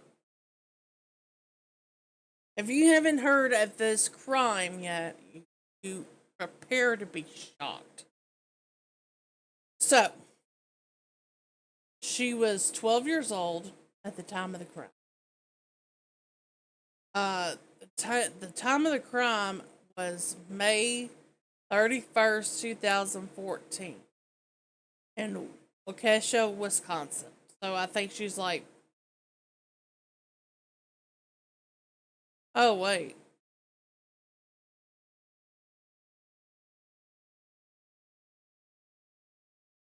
She's like 16 now? 16 now? Her and her. Well, it wasn't just her. It was an Anessa Weir as well. There was two people. So, during a sleepover, the plan of stabbing their friend in the neck as a sacrifice to Slender Man. That's right, I said it. They believed that Slender Man was real, and they weren't to sacrifice their. In the fear of Slender Man harming their families, the attack was planned.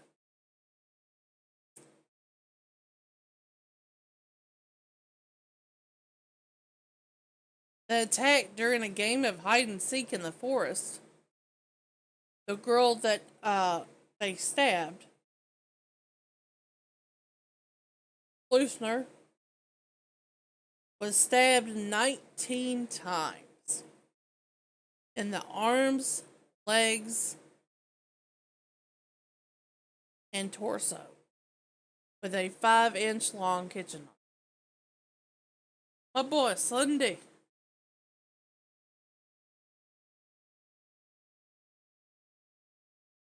Two wounds was to the major arteries, missing her heart by a millimeter, hitting her diaphragm, cutting into her stomach and liver. She was so lucky. She was so lucky that these wounds weren't. She did not die. And they are lucky too, because they would be facing a huge murder charge. This is what happened when you don't beat your kids. Oh my god. Oh. My hands smell like cupcakes.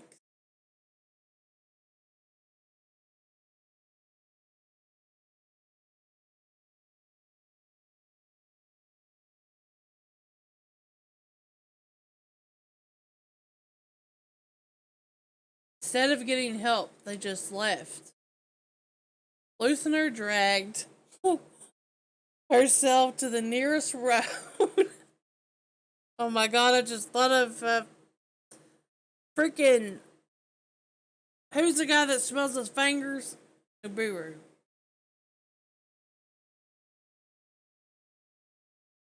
She dragged herself to the nearest road and was found by a cyclist. Hotel Nibiru returns that. Yeah, I know. My fingers smell like cupcakes. Mine smells like dirty ass or something disgusting.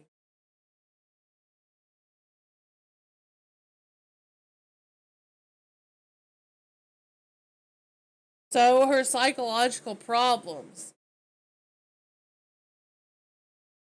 He'll hunt you down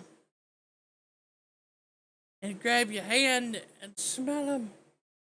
Wait, is he a finger sniffer or does he prefer his own finger? Wait, his fingers stink. There's a difference. Mine don't. Most of the time.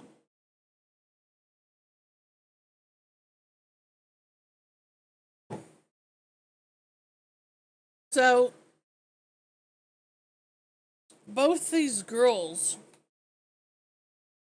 have mental illness. Fuck. They do have, both have mental illness. And, Geyser was diagnosed with as schizophrenic. Her father had schizophrenia. So it was passed down.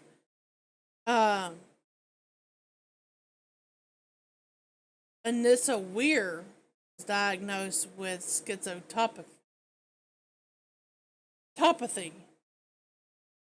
And I gave them a 22-point scale rating of 3. Which is willing companion. At least for Weir. They were both companions, so they were both willing companions.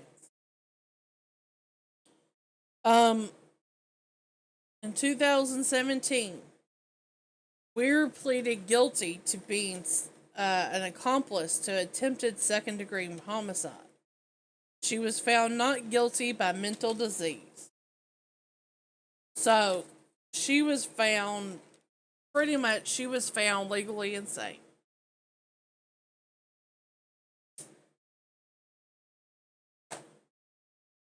They pinned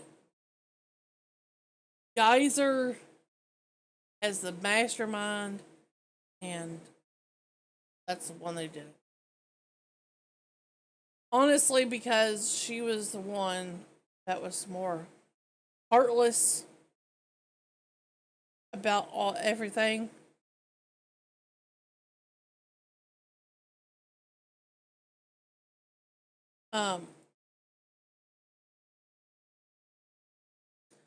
Geyser accepted a plea deal under which she would not go to trial and be evaluated by psychiatrists to determine how long she would be placed in a mental hospital. She later pled guilty and was found not guilty by mental disease. Weir was sentenced to up to 25 years in a state mental institution, and Geyser was sentenced to maximum 40 years in a state hospital. So, it happened in 2014, and they were sentenced a year ago. That is a long time. They will not get out. At least Geyser will not get out until she's in her 50s. Almost 60s. If she does the whole time.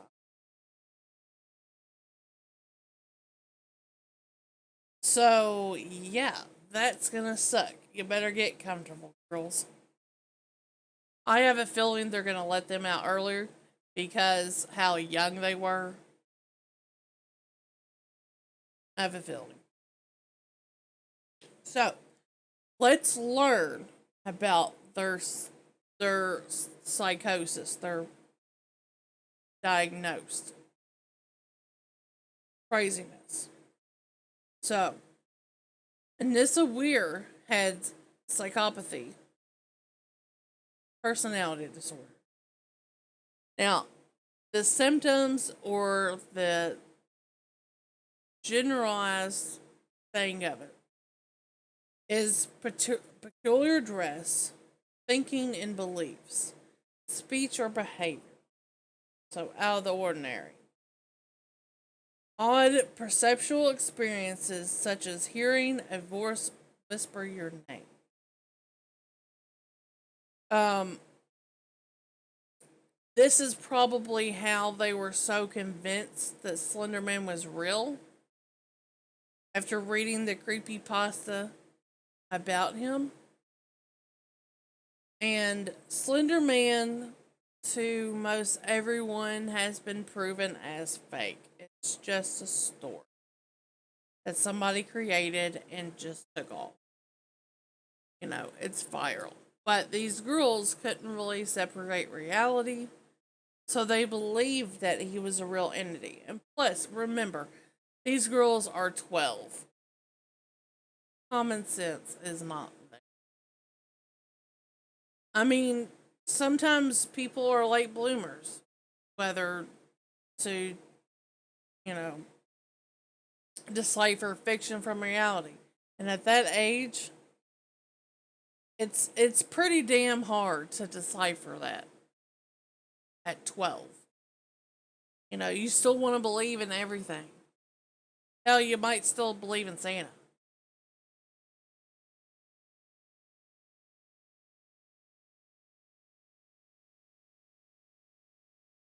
That was a story that started on something awful within the last 10 years.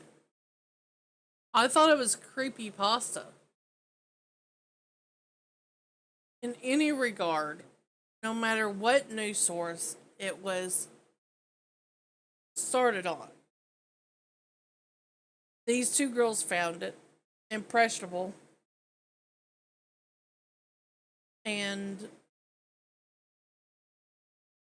even even though they had psychological issues, it's just really sad. Killer and I know someone who thought Slender Man was a legit urban legend and has been around forever. I know, right? Oh my god. She literally believes. Okay, this girl is creepypasta as a genre. Something awful is the website. Oh, that is a very smart ass answer, but thank you. That maybe people don't know. I don't know. I don't read that shit. But sorry for the do. Yeah, she legit believed that Slenderman was real.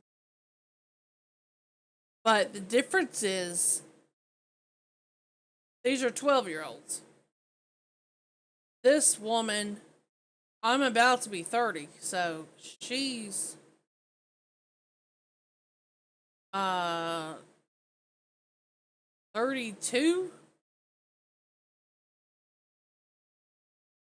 about 32 years old. Believes it. Believes it. Now she believes in other things. Like Mothman prophecies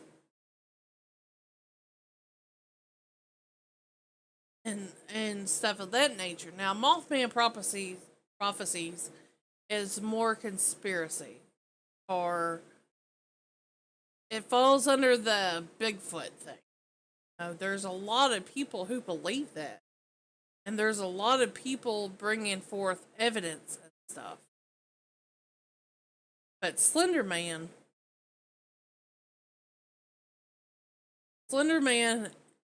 is a story that was concocted,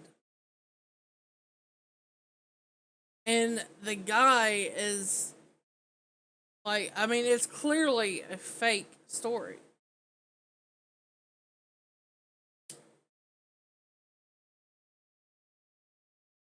But there is people photoshopping Slender Man in different situations, saying it's real, kind of like the Mothman prophecies, like sightings and stuff. There's a Mothman right behind you, killer. No, there's not. You can't see.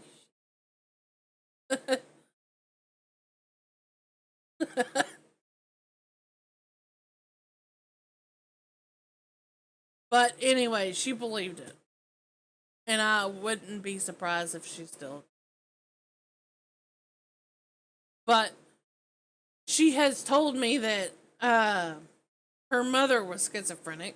She does have borderline personality disorder. So that might help of her believing it. Flat emotions is another sign of schizotypal personality disorder or inappropriate emotional responses. Uh, that sounds like me.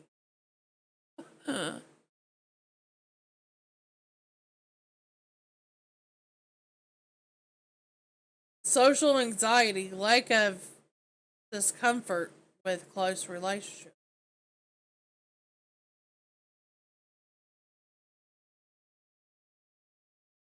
Hello, Killia Gray. Killia? Hey? Kayla? Is it Kayla Gray? Welcome to the stream.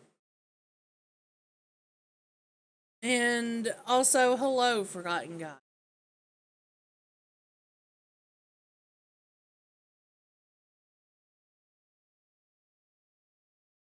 Hila. Hila.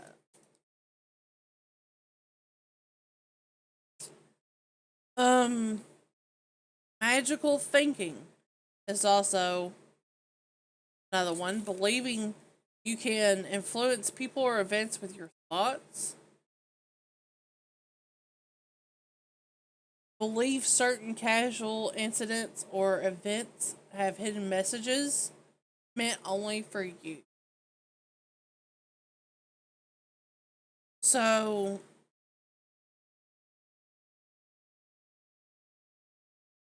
this actually makes me think of Ed Gein. Uh, he thought his dead mother was telling him to kill, and uh, that would help bring her back to life. She would supposedly whisper to him things, and he thought that he was God's messenger and he was sent by God to kill people. So, yeah, that this is a real thing, but maybe that's what that game has or had.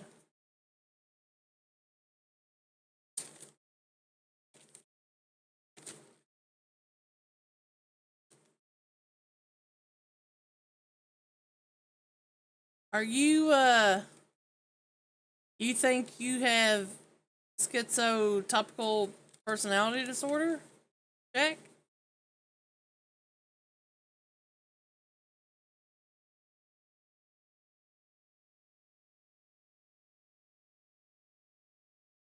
Ed Ed Gein was Jason Voorhees, in a sense. The only difference between Jason Voorhees and Ed Gein was Jason, I don't think, wore body parts and wasn't a grave robber and uh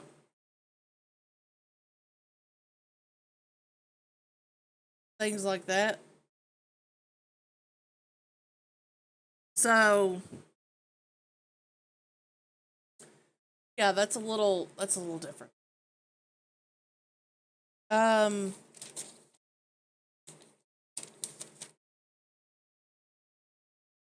so Morgan Geyser was diagnosed with schizophrenia,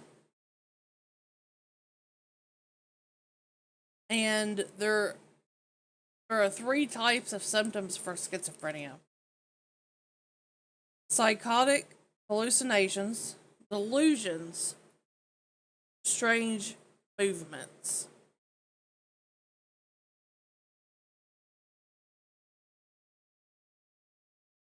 Oh, hold on just a second.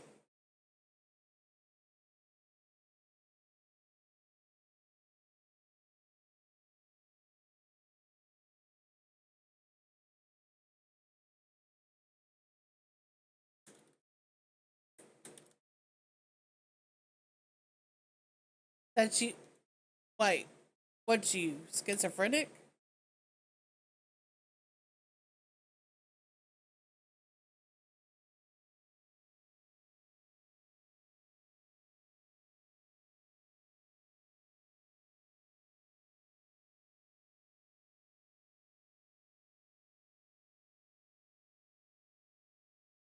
I'm homosexual. Is that wrong in your opinion? No, honestly, I don't care. I don't care if you're straight, gay, whatever. I don't know how that relates to the topic though. Apparently. Wait, uh, Jack, are you schizophrenic? Or are you. You think you're a schizotopathy? You have schizotopathy?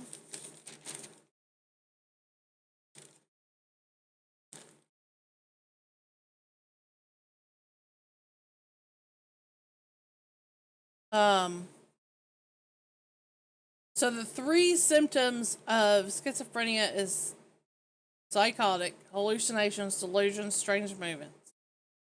Also, you have negative symptoms, which is difficulty showing emotions, seems withdrawn and depressed. That one's me. Cognitive symptoms, trouble using information, mankind decisions, and paying attention. Maybe I have two.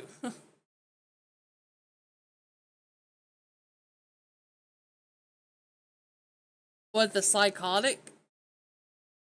Hallucinations, delusions, and strange movements? Or the antisocial?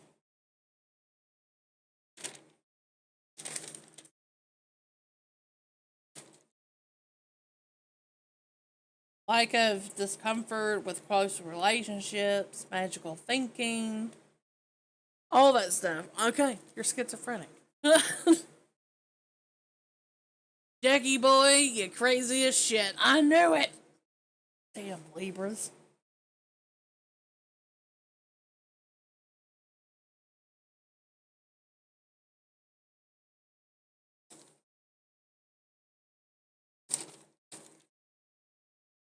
Yeah, yeah. Yeah, yeah, yeah.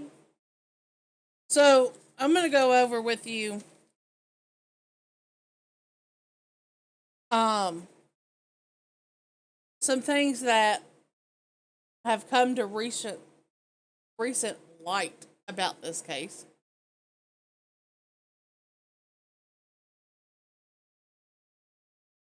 One, Morgan Geyser's mother said at a young age her child lacked compassion.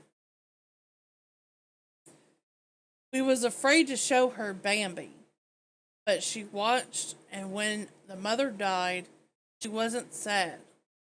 She yelled for Bambi to run and save herself. When I watched Bambi, I cried. I was so upset about the mother. I was like, Bambi, no, don't leave her. This was like, run, save yourself.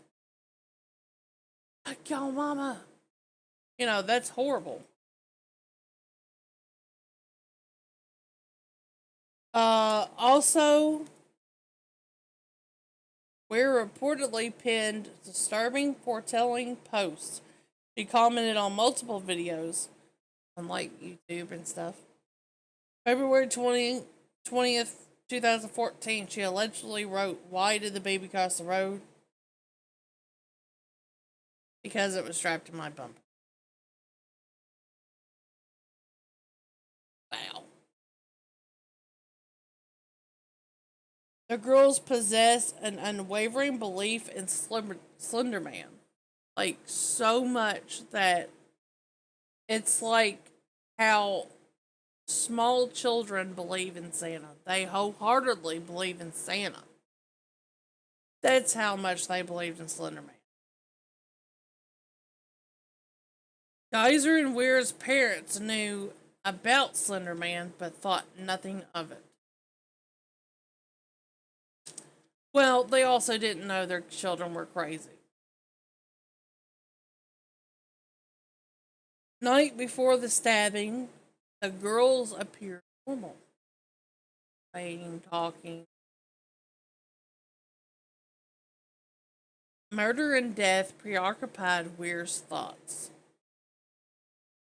and Weir and Geyser exhibited very few emotions during the questioning. That's scary. That is actually really scary. Oh, well, you know, you killed somebody.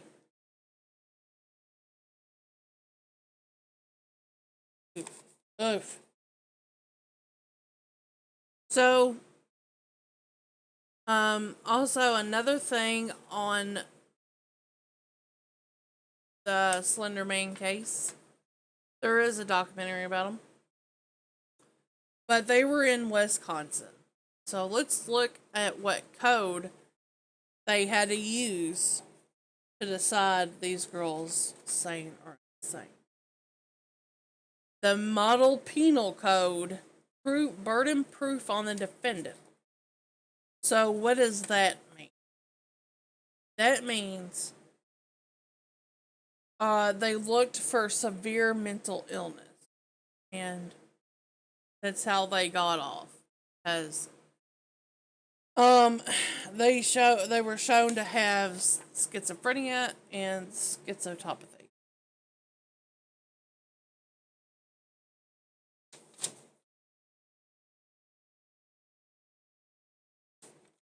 I think that about this is what they look like. I'm so sorry I did not put them up. I was talking about. This is what they look like when they committed the crime.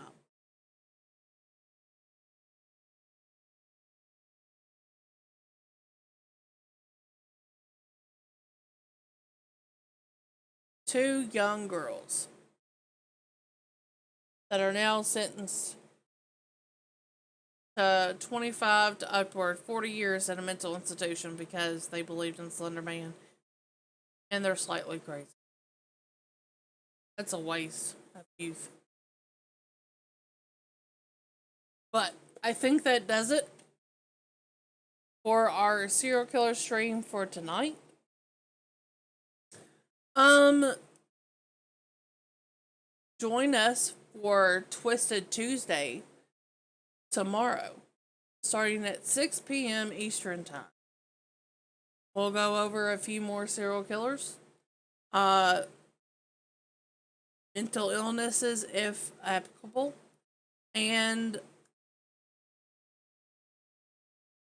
yeah, VODs will be sent to YouTube so you can watch them at any time. How can they be sentenced? What do you mean? What do you mean, Jack? Because of their age? By the way, they were sentenced for second degree attempted murder.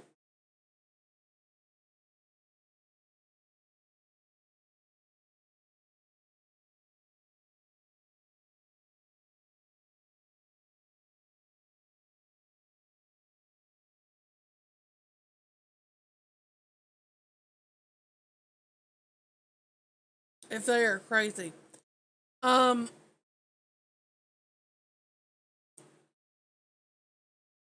so really what's going on is jail, yeah, I get it. What? Oh. Are you talking about being sentenced to a mental hospital?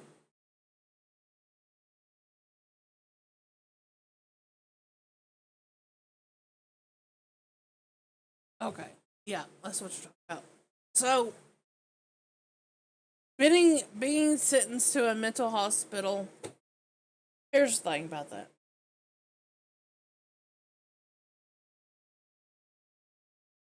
Yeah, it doesn't make sense. So if you were proven insane You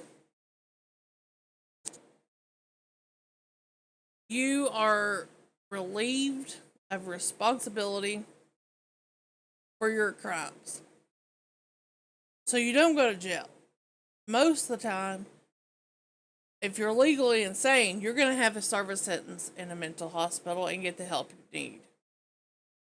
If they were proven not insane, they would have been sent to juvie till they were 18 and then a prison. Now, the thing about the mental institution, it's a lighter sentence. Um, they did not kill her. They attempted to kill her. They damn well attempted to kill her.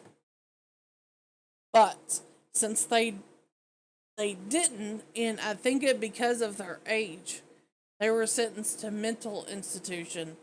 So it wasn't so harsh of a punishment. The girl didn't die. They were 12. They were very young. Now, the thing is that when they turn 18, in most mental institutions, let's say you're my son and I put you in there, you can sign yourself out at 18. But they can't. At 18, they will probably check their progress and say yeah or no or whatever. They pretty much avoided the legal system.